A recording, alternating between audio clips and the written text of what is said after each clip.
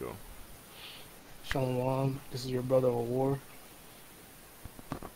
Khan, this is your brother, Soldier Mafia Shah. Alright, I'm back to you with a video to feed the sheep and edify the lambs. Shalom to the Akim, Wafium. They're going to be watching this video. Yahweh Ba'asham, Yahweh Shai, Barakathum. Call Halal Yahweh Ba'asham, Yahweh Shai. Khan. And Khan, yeah. so, Go yeah. ahead, brother. Go ahead. Yeah, I didn't know, I thought you wanted to, like, go and lead the, the lesson this time. But, I mean, it's up to you. Khan, I'm gonna go ahead. It's alright. Yeah, so let's start off with, showing our people that, during this time, in the holidays, Christmas got a big hold on, so-called blacks, Hispanics, and Native Americans, the true Israelites, according to the Bible, right? The world got us in this chokehold when it comes to their cultures and their traditions, and right now, our people are dealing with Christmas, right? Christmas is a big thing that our people have been misled, and essentially they believe that Christmas is Christian, that it's biblical, that it's righteous, that it's good, right? But that's not the case. I remember this past Saturday at STC, for the Akim in Toronto, Scarborough Town Center, if you know. We were handing out flyers over there, and there was a brother I was talking to, right? Dealing with, you know, the law and certain holidays and stuff like that. He believed that Christmas was essentially good, right? But I had to tell him and break it down, like, yo, that's not good. It's not remotely good. All Christmas, the origin just comes back to paganism, right? And so today's lesson we're gonna touch base on Christmas, and hopefully edify the sheep, give you guys like the roots and the basic knowledge when it comes to Christmas, so our people can steer away from it and deal with the Most High's instructions, in keeping the commandments, the law, statutes, and His high holy days, right? So we're gonna start with the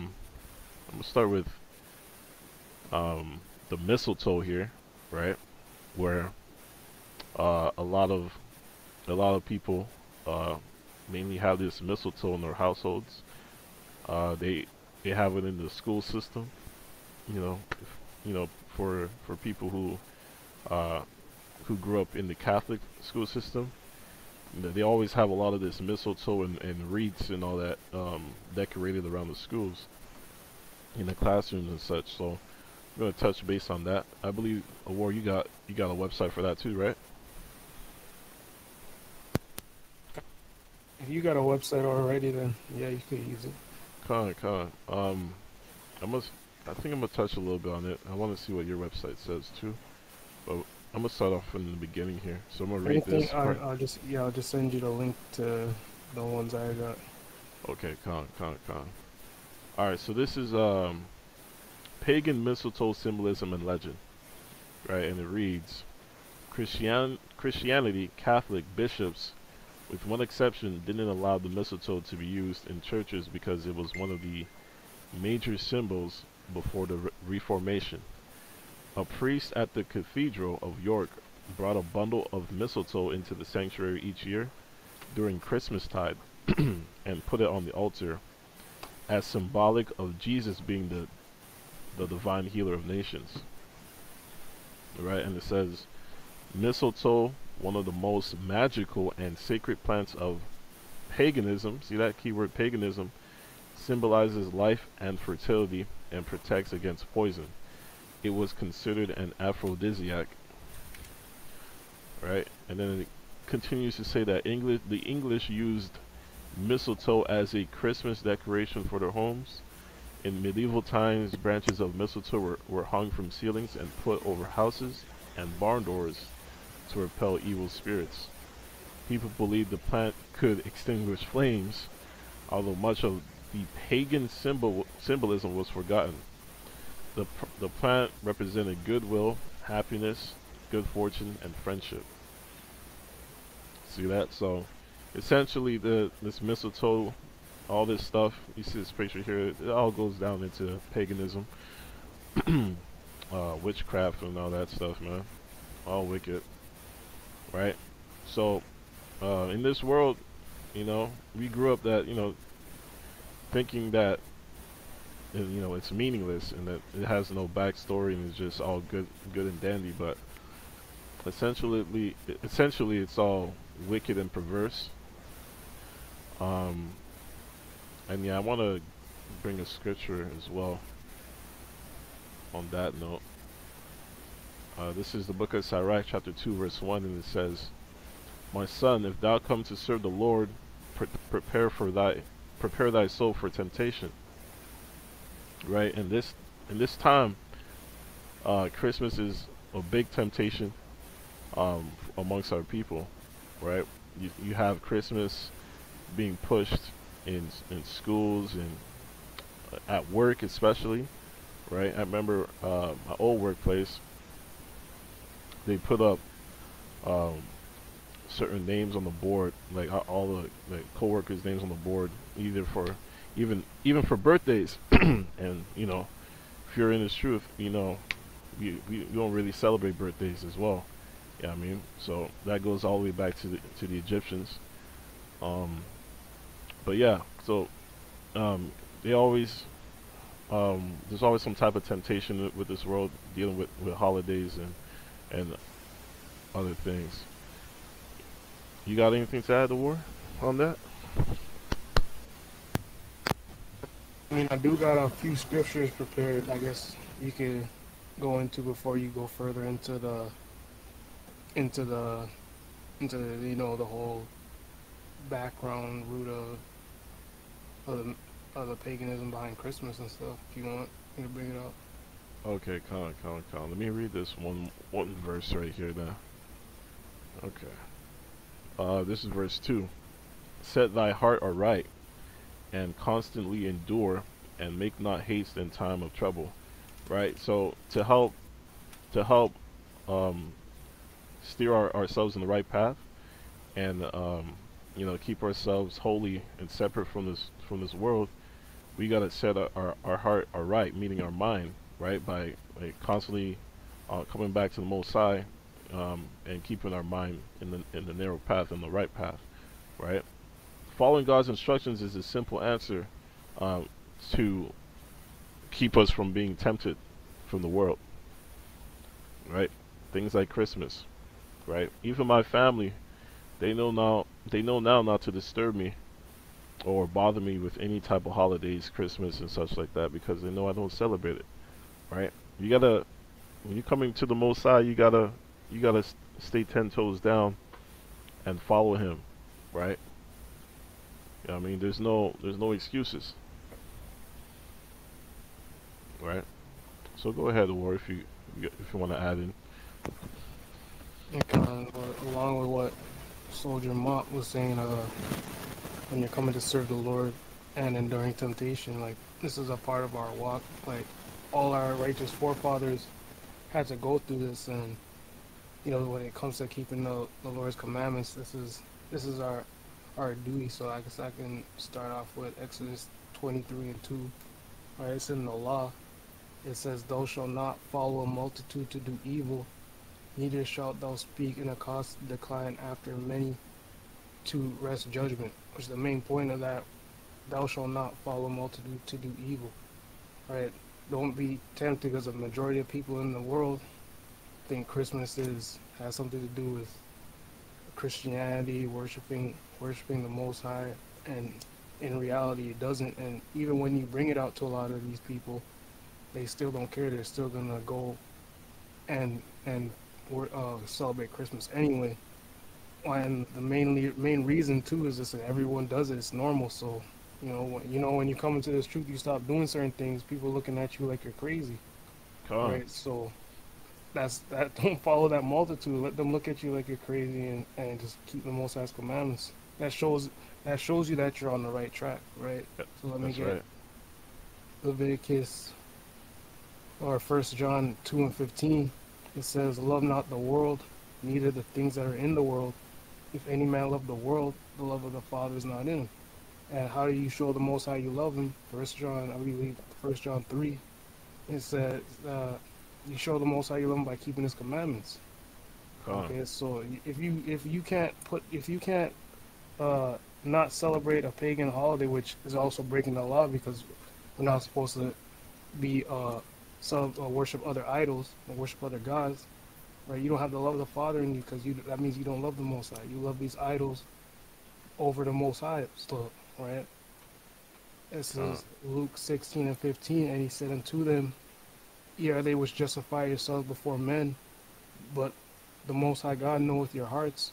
For that which is highly esteemed among men is abomination in the sight of God." And all these pagan holidays that these people love is highly esteemed among is something that's highly esteemed among men. And coincidentally, that's what the Most High finds us as an abomination. All right. So 1 Corinthians 3:18 it says, "Let no man deceive himself.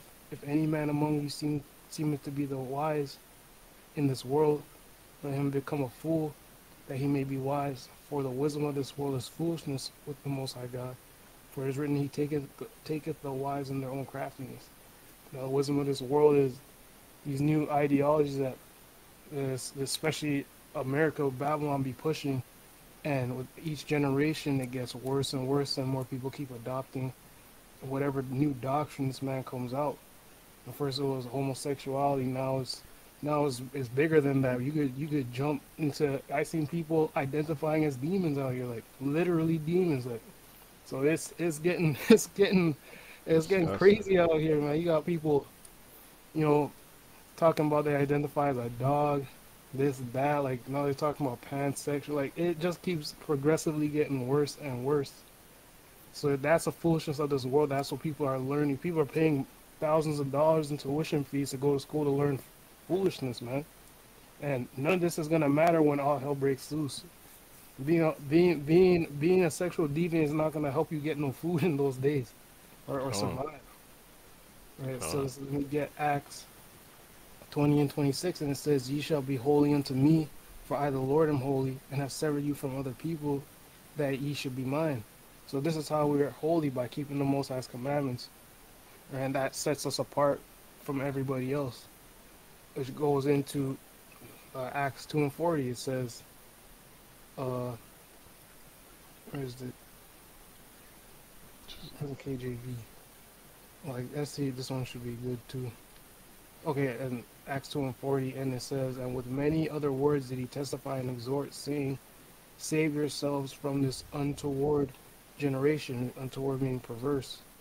So that's how we're gonna save ourselves from this generation, is by staying faithful and keeping these commandments unto death. That's right. And Now, that's all I got oh, for that. Salakia. Con, con, con. All praises. Um, Now, I want to get into the origin of how Christmas trees start, right? So, a lot of our people, like the brother Ward said, a lot of our people believe that it's rooted in Christianity, um, that it's righteous. But um, when you look through the history of Christmas, you can see that it ties into the Romans and the Greeks, and then it goes even further back to the Egyptians, right? So I'm gonna read this a little bit, showing the roots of Christmas, right? So start off right here. How did Christmas trees start, right? Actually, we can read from the top here. The history of Christmas trees has many roots, ranging from the use of evergreens in ancient Egypt and Rome to the German traditions of candlelit trees that made its way to America in the 1800s. Discover the history of the Christmas tree from the earliest winter solstice celebrations to Queen Victoria's decorating habits and the annual lighting of the Rockefeller, another high-level wicked-ass Edomite, Rockefeller Center tree in New York City. How did Christmas trees start? Long before the advent of Christianity, plants and trees that remained green all year had a special meaning for people in the winter. Just as people today decorate their homes during the festive season with pine, spruce, and fir trees, many ancient peoples hung evergreen buffs over their boughs over their doors and windows. In many countries, it was believed that evergreens would keep away witches, ghosts, evil spirits, and illness. In the northern hemisphere, the shortest day and longest night of the year falls on December 21st or December 22nd, and is called the winter solstice. Many ancient people believed that the sun was a god and that winter came every year because the sun god had become sick and weak. They celebrated the solstice because it meant that at last the sun god would begin to get well.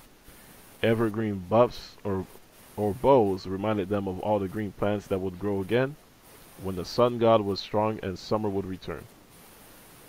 Right? So it's showing you it goes back to a sun god. And then here it says the ancient Egyptians worshipped a god called Ra, who had the head of a hawk and wore the sun as a blazing disc in his crown. At the solstice, when Ra began to recover from his illness, the Egyptians filled their homes with green palms and papyrus reeds, which symbolized for them the triumph of life over death. Right? So there you go, going back to the Egyptians, and another god here called Ra. And it says early Romans marked the solstice with a feast called Saturnalia, which is another wicked ass feast. I don't know if you heard about this one, Award Saturnalia. Really?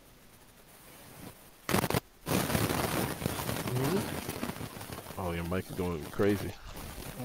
Hold up. Yeah. Yeah, Saturnalia, in honor of Saturn, the god of agriculture. The Romans knew that the solstice meant that soon farms and orchards would be green and fruitful to mark the occasion. They decorated their homes and temples with evergreen buffs. In northern Europe, the Druids, the priests of the ancient Celts, also decorated their temples with evergreen boughs or buffs as a symbol of everlasting life. The Vikings in Scandinavia honored the evergreen mistletoe for its role in the death of the Balder, a god of light. Right. So reading this, you can already see there's about three. Get that out of here. So reading this, you could already see that there's about 3 different gods mentioned in the rooted history of Christmas. Right? You have the ancient god called Ra. Then you have the Saturn god of agriculture, and then you have what's the other god? Balder, a god of light. So 3 different gods. Well, actually, there might be a 4th one, right? The sun god as well. So it's about four different gods, right? And our people don't even know, right? The Bible says that we're destroyed for a lack of knowledge, man. And we're continually getting destroyed, worshiping these idols, man. Right? And this is one of the things that the Most High hates a lot, right? Going back to Moses and when he led us out of Israel, it's like out of Egypt. When the Most High led us out of Egypt and brought us to the wilderness, we went right back to worshiping them calves, man. The gold calf, worshiping other gods, and we got punished for it, man. And look at what we're doing to this day, celebrating Christmas, right? And the Bible talks about Christmas, right? Let me bring that up right here. It's the book of Jeremiah, chapter 10 and verse 1.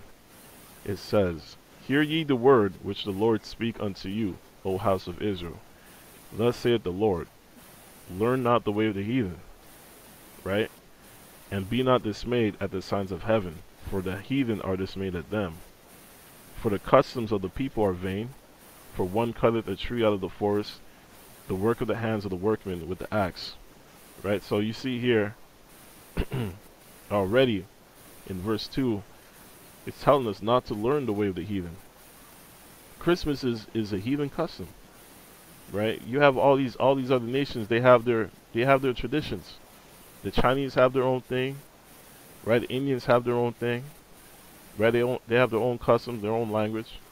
But what's funny is that when they come over to Babylon, when they come over to the United States or even Canada, they tend to adopt the customs of this nation, right? I.e., wearing the same attire, suits, um, taking into the diving into the foods, right? Or another thing, following the traditions, the customs, right? Celebrating Christmas, celebrating Thanksgiving, um, celebrating what's not on Valentine's Day, Easter, right? These are all paganistic things, but these are big holidays that are pushed in this society here, right? And these are the things that the Most High wants us to stay away from, right? That goes back into being holy, which means being separate, right? So I'm gonna bring that up after this scripture here, but let me continue. So verse 3, it says, "For the customs of the people are vain. For one cutteth a tree out of the forest," right? And when you look back here, you see this tree. See that forest here? They cut that tree out, right? Where's don't tell me I deleted it. There we go. Right, so they cut the tree out of the forest. Verse 4, "They deck it with silver and with gold." Right? They fasten it with nails and hammers that it move not. And when you see here, you see this decoration, the ornaments they put, and in old times past, they used to hammer it and fasten it with the nails so it doesn't move, it stays upright.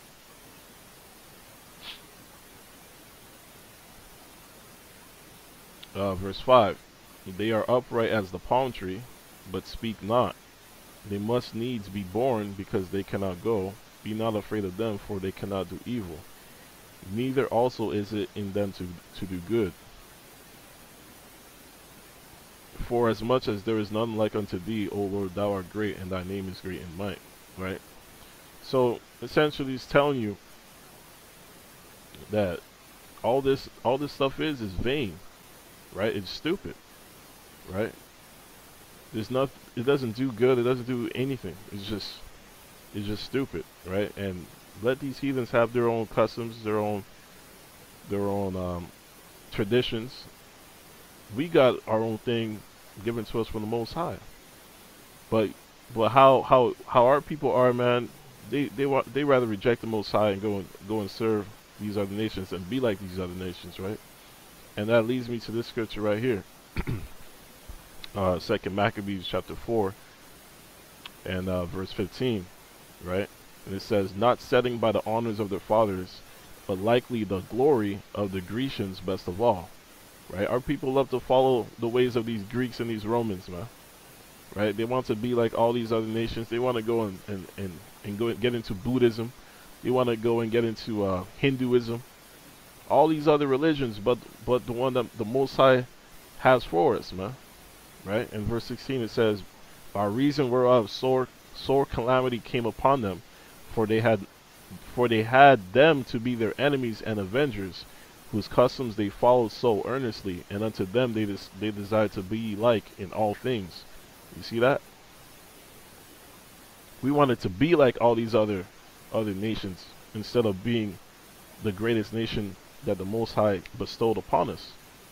Right? The Most High wants us to be above all these nations because He set us above all these other nations by keeping His commandments. But we're at the bottom right now because we ain't following His instructions. We rather go and celebrate Christmas. We rather go and worship all these other gods instead of worshiping Him. Right? And let me read this scripture right here. The book of Deuteronomy chapter 7 verse 6.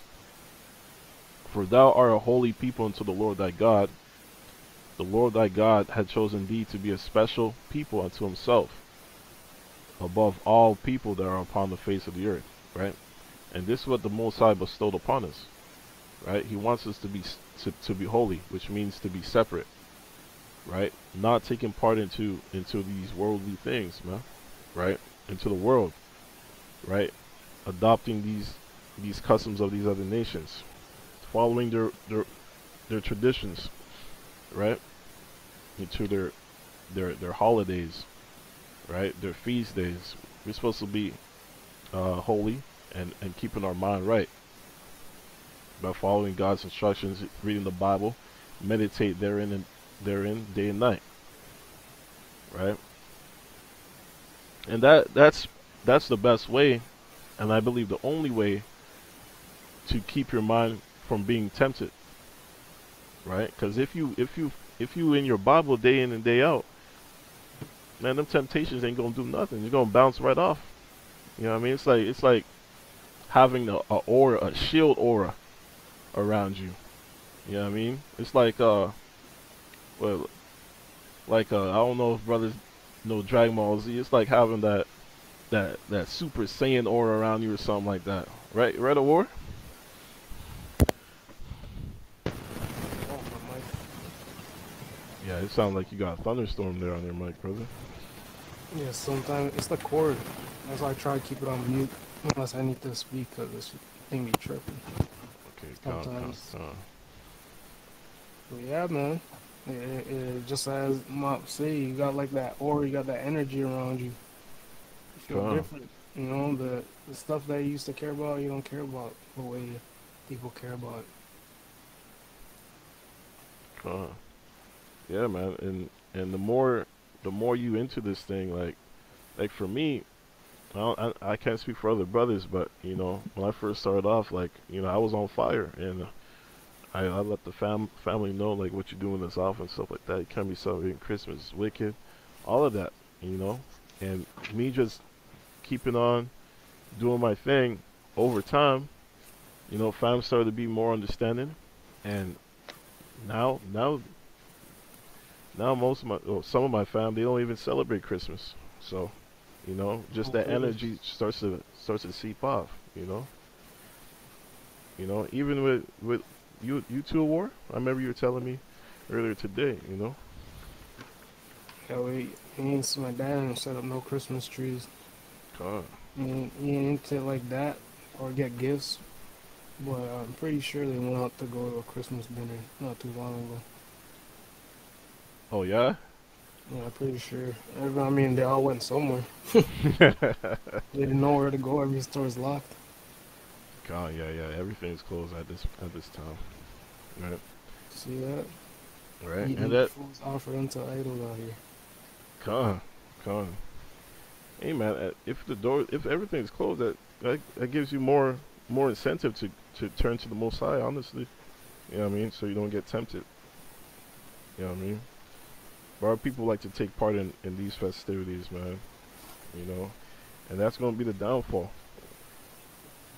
You know what I Mm-hmm. mean. That's gonna be the downfall. But the more you endure, and follow the Most High, the easier it gets um, in dealing with these temptations, right? Uh, But I think that's it. That's all I got right now. Unless you got a little bit more. I mean, I got my student encyclopedia I could read out of. Okay, Con, you want me to No, are you you don't gonna? need to share the screen for that. Oh, okay, Con. Yeah, but yeah, I could just read it off here. I could go into the what's it called, the articles I got. But I mean, those ones pretty much hit the nail on the coffin too. So, Con. All right, go ahead, brother. so it says I usually bring this one out around every Christmas too. The student encyclopedia. I usually use my camera, but can't really use my camera on this StreamYard. But yeah, I mean it's called Merit Students Encyclopedia. It's volume 4. So I'm like page 477 here. It's got the history of Christmas, and I'm gonna just start from the top of this paragraph. It says in the early days of Christianity, it became customary to honor saints, martyrs, and other distinguished personages on the anniversary of their death rather than on the date of their birth. So you got things like Saint Valentine's Day. You got certain Catholic church cultures, they like pray to Mary and things like that. That's why you get all these Saint Marcus, all this saint stuff. Now you got the Pope being like, apparently I don't know how he managed to trump over the Levites and being the main priest that everyone needs to go to. But that's how you know these people are, Con, these people are just on something. right? They're not insane. Gotta What go gi- to the white man. what gives him that authority? Since when does he trump the Levites, man? You know, he's not. He didn't even count himself a Levite. Like that's how you know this whole world's in madness. You got the Jewish man in the land of Israel saying that they're the Israelites and or the real Jews, but then you got to go to some Roman Pope to intervene or be a mediator between men and the humanity. I don't know. So I don't know where that's in the Bible, but sure. So then the paragraph goes on to saying birthday celebrations were a pagan custom, and early Christian theologians were therefore strongly opposed to them. Despite this opposition, many Christians had begun to observe a festival for the birth of Christ by about 200 AD. All right, that's also in the scriptures, birthdays and how it's off. And you see the judgment that Job's children got for celebrating their birthdays, which was death. So that's how you know it's serious. Right. Con. Since the precise date of Christ's birth is not known and was not known in 200 AD, different local churches observed the feast of the Nativity at different times. About 350 AD, Pope Julius I declared that December 25th was the true date of the Nativity. And all this is already just going off. I like how they mentioned that birthday celebrations were a pagan custom, and so because there's nowhere in the Bible that tells you that Christ, even himself, Yahushua, even says to celebrate his birthday, right? That's like he goes on and saying Mark the 7th chapter. Let me get that real quick. All right, because these people are doing the traditions of men. And Yahushua didn't give nobody commandment to celebrate no birthdays, and he never. It doesn't. The laws of God doesn't tell you to celebrate no birthdays. In fact, it says the opposite, especially on Christmas. Especially, man. Mark 7, I think it's verse 6. 7-6. Yeah, I think you start at 6. Oh no. Yeah, you can start at 6. Con. Now it says, Mark 7-6. He answered and said unto them, well hath Isaiah prophesied of you hypocrites, as it is written, this people honoreth me with their lips, but their heart is far from me. Howbeit in vain do they worship me, teaching for doctrines the commandments of men. For laying aside the commandment of God, ye hold the tradition of men, as a washing of pots and cups, and many other such like things ye do. And he said unto them, full well ye reject the commandment of God, that ye may keep your own tradition. See that's clean cut right there. That's what's happened. You won't ask any Christian if they celebrated Feast of Tabernacles, Feast of First Fruits, Feast of was that one Hanukkah, Con, Feast of Feast of Dedication. Dedication. Yeah. You know, obviously everyone can't keep the Passover because they think they're Gentiles. A lot of our people, but they don't celebrate none of these. They don't even keep the Sabbath day. That's a feast day. So like Con. they don't celebrate. They don't care about none of the commandments that actually came out of the Most High's mouth. But they'll hold on to celebrating birthdays, Valentine's Day, Christmas, Easter, Con. yeah, of course. All these other traditions and stuff like that. That's what they hold on to, right? Just like how Yahushua was rebuking the Pharisees back in the day, how they were talking about your disciples don't eat with, they don't wash their hands before they eat. Like, where's that in the commandments? Like, that's Con. crazy. Brother, But yeah, come on. yeah, I just Slocky, I just found another article, bro, and it's but Oh, I'm not gonna go until you finish. So Slovakia, Okay, it's come. good. It's good. All right. It says, since the precise date of Christ's birth is not known and was not known in, yeah, no, about it. Okay, it says Julius first declared that December 25th was the true date of the nativity. You know this man's just a damn liar. By the end of the 4th century, the date had been adopted by every church in the West. In the East, churches of Jerusalem and Armenia continue to celebrate the Nativity on January 6th, the date associated with the baptism of Christ. Christmas is still observed on this date in Armenian Church. In the Armenian Church, it is also celebrated on January 6th in some of the Eastern churches. December 25th was an important holiday long before the rise of Christianity. The Romans knew it as Natalis Solis Invicti, the day of the birth of the unconquered sun. On this day, they gave thanks for the lengthening periods of daylight that seemed to mark the rebirth of the sun. Natalis Solis Invicti fell during the great Roman winter festival, the Saturnalia. It was also the most important feast day of the Mithraic religion, one of the chief rivals of early Christianity. The leaders of the early church willingly accepted December 25th as the most probable date of Hamashiach Christ's birth. The Christian festival could be substituted for heathen celebrations, and Christ could replace pagan deities without completely changing the form of worship. That's why you got, what is it, Deuteronomy 28 about like 64, worshiping wood and stone.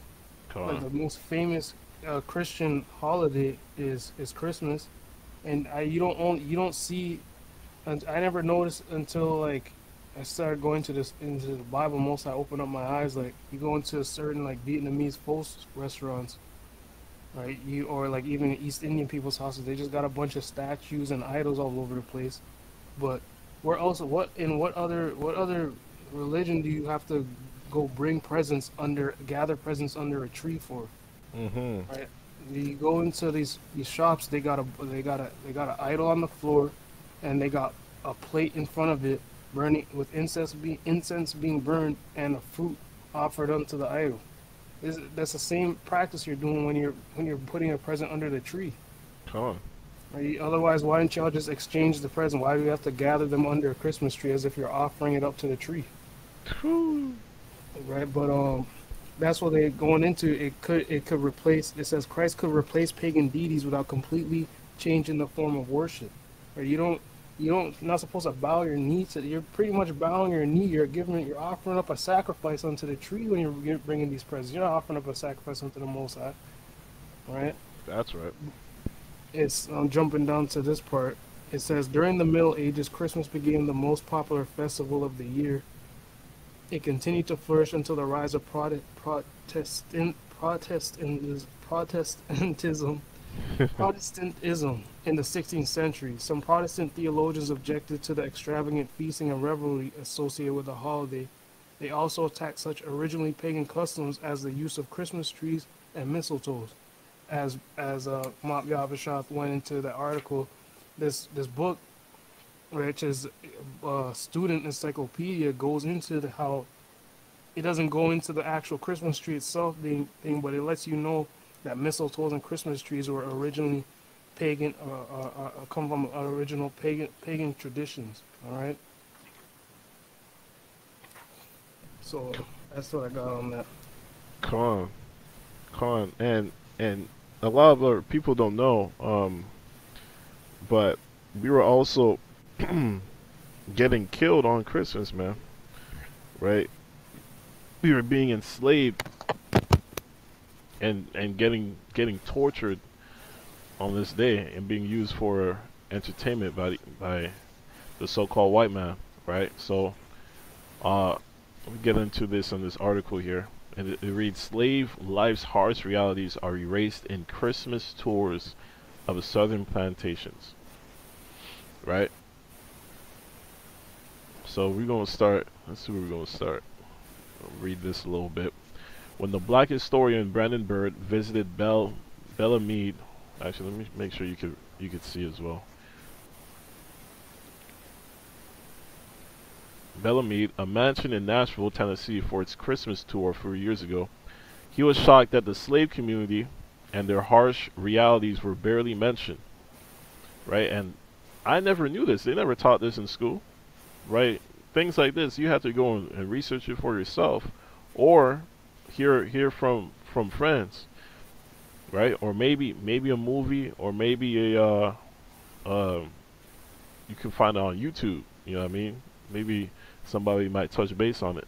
But things like this, they don't teach in school. I don't know if you heard this in school, uh, a war about, No, yeah.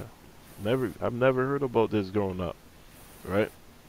And it says instead he reported the tour guide mostly related stories about the white men, women, and children who woke up to Christmas in the mansion's plush bedrooms.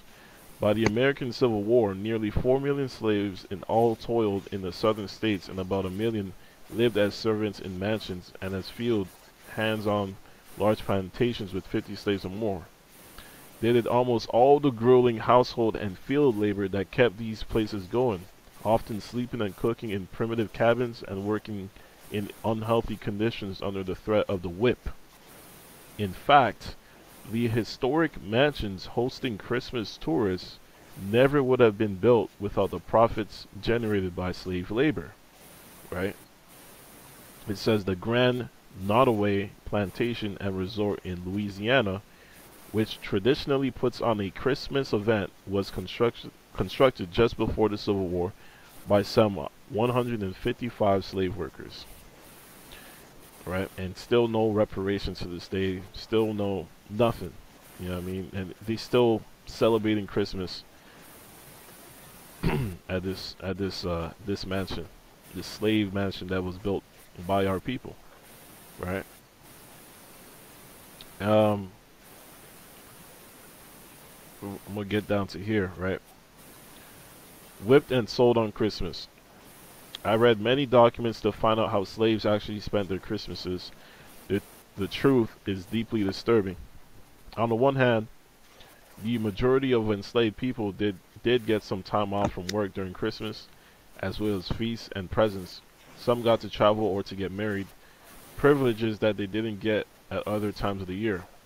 But these privileges could be withdrawn for any reason at all, and many slaves never got them all.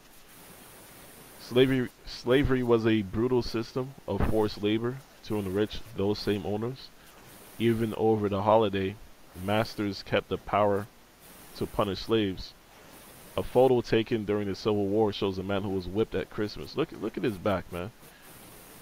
I remember seeing this picture early on, getting into the truth, man. It's just so sad and disgusting how these Edomites treated us, man.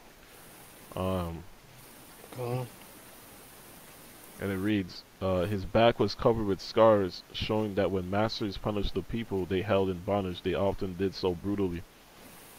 There were other cruel forms of punishment. On one South Carolina plantation, a master, angry at an enslaved woman he suspected of miscarrying her pregnancy on purpose, locked her up for the Christmas holiday. Masters sometimes forced enslaved workers to get drunk, even if they did not want to drink, or wrestle with each other on Christmas simply for the amusement of the master's family. Right? And it ties back into boxing. If you don't know, boxing, that origin comes all the way back to slavery, where the so-called white man would have us fight each other. Uh, and sometimes, probably most likely a lot of times, kill each other, fighting to the death for their amusement, their entertainment. Especially when you look at their certain festivities, their holidays. Because back then there was no TV, so what did they use for entertainment? They used us, man. We were seen as their entertainment, their amusement. on. You know what I mean? Either they use us as punching bags, or use us in, we call it the circus, where they throw rocks at us. All these things took place in history, man. And essentially it also happened on Christmas. And a lot of our people, they have no knowledge of this. So it's great to shine light and show our people, that these things did occur. and that we should stay away from these heathen holidays. For blacks, Hispanics, and Native Americans, Christmas is there's nothing good uh, to go back to Christmas to celebrating that. There's nothing good about it, and you're doing yourself a disservice to yourself, and most importantly, to the Most High. You know what I mean? Um, so yeah, I think that's it on that. Yeah, we just wanted to, just enlighten our people and shine light on Christmas and how wicked it is, and that it's not actually good. It has no righteousness with it.